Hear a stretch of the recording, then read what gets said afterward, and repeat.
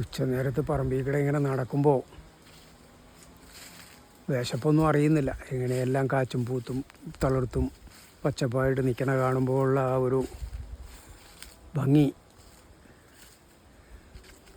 സ്വന്തം പുരയിടത്തിൻ്റെ ഭംഗി സ്വയം വിശേഷിപ്പിച്ചിട്ട് കാര്യമില്ലല്ലോ. എന്തായാലും ജീവിതത്തിലെ വലിയൊരു അച്ചീവ്മെൻ്റാണിത്. എല്ലാം കൊണ്ടും വളരെ സംതൃപ്തിയുള്ള ഒരു ജീവിതമാണ് കാർഷിക ജീവിതം. അതിന് സംശയമൊന്നുമില്ല. ഇവിടെ നമുക്ക് സപ്പോർട്ടിങ് ഹാൻഡ്സ് ഉണ്ടെങ്കിൽ ഇത് തന്നെ സ്വർഗം. കുടുംബത്തുള്ളവർക്കും നമ്മളോട് അടുപ്പമുള്ളവർക്കും ഒക്കെ ഇതിനെ സപ്പോർട്ട് ചെയ്യുന്ന ഒരു മെൻറ്റാലിറ്റി ആയിരിക്കണം. നമ്മൾ നിരാശപ്പെടുത്തുന്ന നെഗറ്റീവ് അടിച്ചുകൊണ്ടിരിക്കുന്നവരാണ് കൂടെ ഉള്ളതെങ്കിൽ ഇതൊന്നും നമുക്ക് ആസ്വദിക്കാൻ കഴിയില്ല. നമ്മളെ പ്രോത്സാഹിപ്പിക്കുന്നവരും എല്ലാം പോസിറ്റീവായിട്ട് കാണുന്നവരുമാണ് നമ്മുടെ കൂടെ ഉള്ളതെങ്കിൽ ഇതൊരു വലിയ ആസ്വാദനം തന്നെയാണ്. കാർഷിക മേഖല എന്ന് പറയുന്നത് നമുക്ക് എന്ത് ഗാഢമായൊരു വനത്തിൽ കൂടെ നടക്കുന്ന മാതിരിയാണ് എനിക്ക് ഫീൽ ചെയ്യുന്നത്. എനിക്ക് തോന്നുന്നത് ഇന്നത്തെ കാലത്തൊരു വനം പോലും ഇത്രയും തിക്കായിട്ട് വളർന്നുണ്ടാവും തോന്നുന്നില്ല.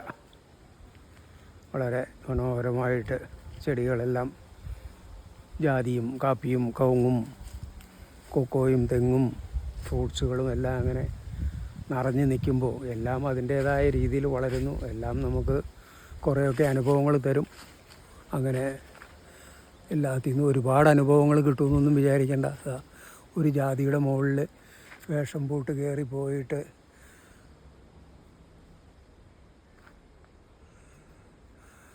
എന്തുമാത്രമാണ് ഉണ്ടായേക്കണമെന്ന് കണ്ടോ.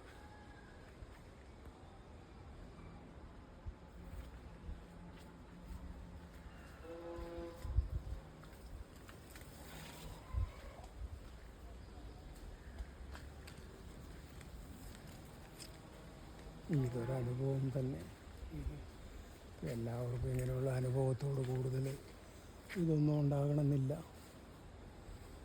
നമുക്കിപ്പോൾ എനിക്കുള്ള മാതിരി മറ്റുള്ളവർക്ക് ഇതിനോട് താല്പര്യം ഉണ്ടാവണമെന്നില്ല. എല്ലാവർക്കും ഓരോരുത്തരുടെ രീതിയാണ്. അപ്പോൾ ആർക്കും ആരെയും ആരുടെ ഇഷ്ടത്തിന് കൊണ്ടുവരാൻ കഴിയില്ല. എല്ലാവരും ഇന്ന് അവനവൻ്റെ ഇഷ്ടത്തിന് ജീവിക്കുന്നൊരു കാലഘട്ടമാണ്. അപ്പോൾ നമ്മൾ എല്ലാവരെയും അവരവരുടെ ഇഷ്ടത്തിന് വിടുക, നമ്മൾ നമ്മുടെ ഇഷ്ടത്തിന് ജീവിക്കുക.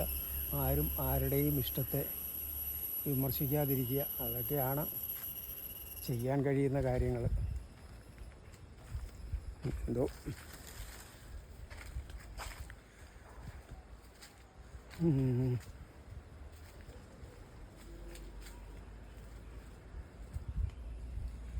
എന്താ